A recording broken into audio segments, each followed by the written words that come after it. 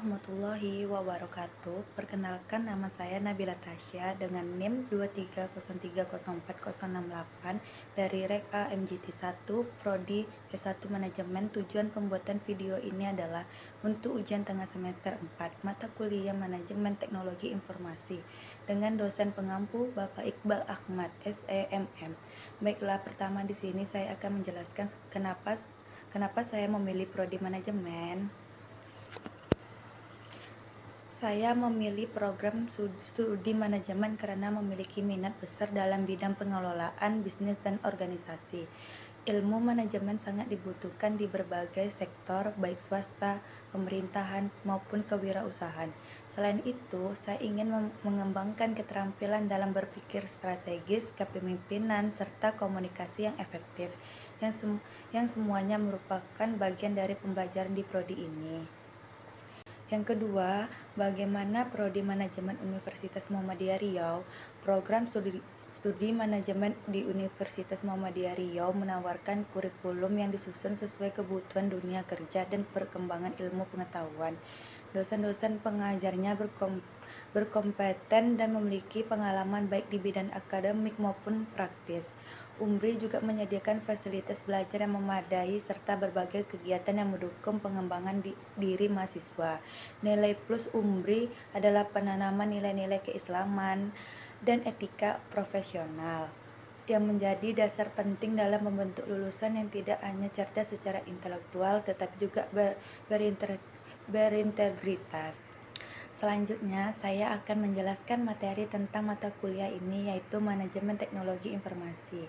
Baik, di sini saya akan menjelaskan berbagai pengertian teknologi informasi, perlunya teknologi informasi, dan sistem informasi.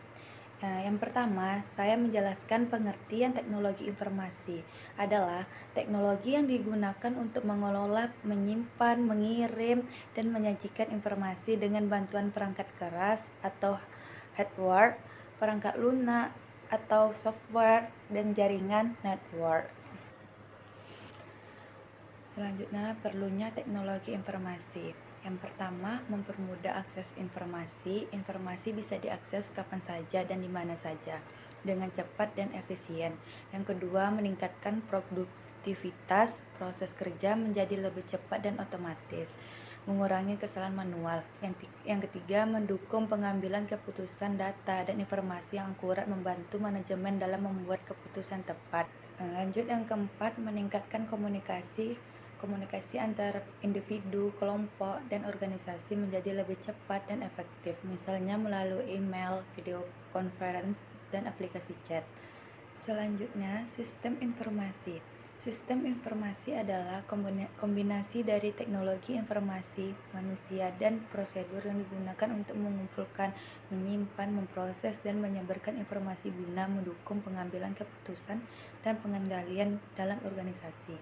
Sederhananya, sistem informasi adalah cara sistematis dalam mengelola data menjadi informasi yang berguna untuk mendukung kegiatan operasional, manajerial, dan strategis suatu organisasi. Contoh sistem informasi.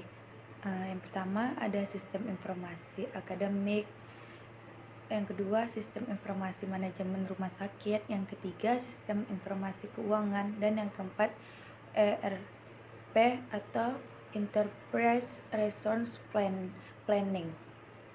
Selanjutnya saya menjelaskan tentang perangkat keras komputer atau hardware.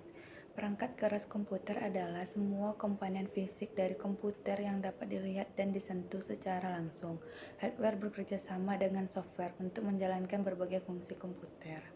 Ada beberapa contoh dari perangkat keras. Yang pertama, unit pemrosesan pusat atau otak komputer yang menjalankan instruksi dari software. Yang kedua, RAM atau memori sementara yang menyimpan data dan instruksi yang sedang digunakan. Yang ketiga, hard disk atau media penyimpanan utama untuk sistem operasi program dan data. Yang keempat, monitor atau menampilkan output dari komputer. Yang kelima, keyboard dan mouse, alat input untuk memasukkan perintah ke komputer. Yang keenam, motherboard atau papan sirkuit utama yang menghubungkan semua komponen komputer. Yang ketujuh, power supply atau menyediakan daya listrik ke seluruh komponen komputer. Selanjutnya, perbedaannya dengan perangkat lunak komputer atau software. Perangkat lunak adalah kumpulan instruksi atau program yang mengatur cara kerja komputer. Software tidak berwujud secara fisik dan tidak bisa disentuh, tetapi sangat penting untuk mengoperasikan komputer. Dan ada pula jenis-jenis perangkat lunak. Yang pertama, sistem operasi atau mengelola perangkat keras dan software lain, contoh Windows. Yang kedua, aplikasi atau program yang digunakan untuk keperluan tertentu, contohnya Microsoft Word atau Google Chrome. Yang ketiga, perangkat lunak utilitas atau alat bantu untuk pemeliharaan sistem, contohnya software backup. Yang keempat, bahasa pemrograman atau digunakan untuk membuat aplikasi baru. Baik, saya akan melanjutkan penjelasan tentang pengambilan keputusan di level manajemen dan sistem penunjang keputusan. Pengambilan keputusan di level manajemen adalah proses memilih alternatif terbaik dari sejumlah pilihan yang tersedia untuk mencapai tujuan organisasi. Proses ini sangat penting karena keputusan yang diambil oleh manajemen akan memengaruhi arah, kinerja, dan keberhasilan organisasi secara keseluruhan. Selanjutnya, sistem penunjang keputusan adalah sistem berbasis komputer yang membantu manajer dalam membuat keputusan, terutama untuk masalah yang tidak struktur atau semi-terstruktur.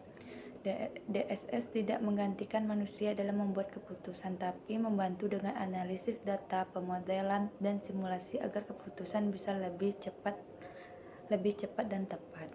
Baik, di sini ada beberapa yang mau saya jelaskan dari pengertian data, informasi, dan pengetahuan pengorganisasian data dan informasi.